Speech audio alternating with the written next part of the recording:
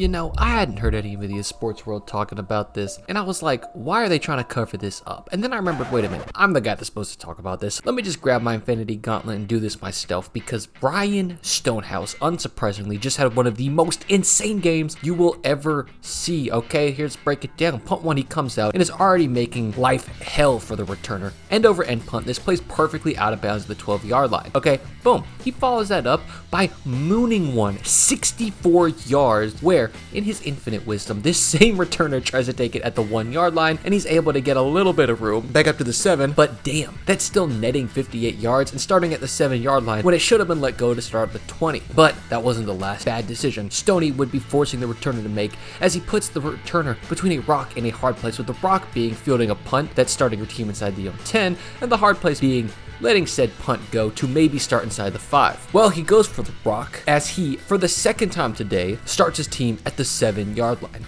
And you know why being so good pays off? Well, for punt 4, Ryan comes out and doesn't hit his best ball, leading to it hitting the ground and taking a nice roll out of bounds to finish with a 2 pair of 2 punts at the 12 to match the 2 at the 7. But what nobody talks about in all of this is that not so good punt was still 46 yards in the air, and he's just that scary of a punter that the returner is standing inside of his own 10-yard line, nowhere close to field this punt. But this is all in the first half, so to close it out with his 5th punt, he lines up from the 40, mashes another ball where the returner says, okay, you know what, I'm gonna let you guys handle this one, and handle it they did. Titans down it at the 8-yard line to close out the half, and you know what, 5 punts, 49.2-yard average, with all 5 inside the 15, much less the 20, is a good game. But Jiminy Christmas, this was just a single half. The second half would bring us 3 more punts, where we'd get a little bit less precision Stoney, and a little bit more lay the hammer, with punt number 6 of the day going 51 yards with an unlucky bounce at the 1 for a touchback,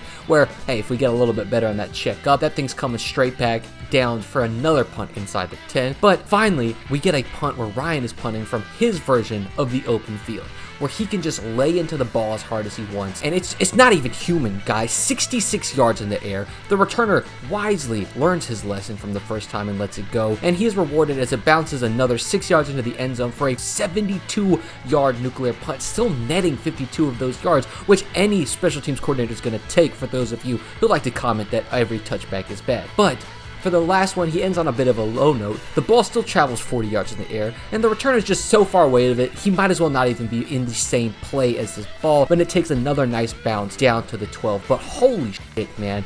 8 punts, 52.5 yards per punt, with the average starting field position for the Falcons after a Stonehouse punt being the 12.5-yard line, which is massive. And if you don't believe me, check this out. There was only one singular scoring drive after one of his punts, and even that was only resulted in a field goal. Punting is winning, baby, and Ryan, go take a drug test. Another blast from Stonehouse. Just pounded that ball.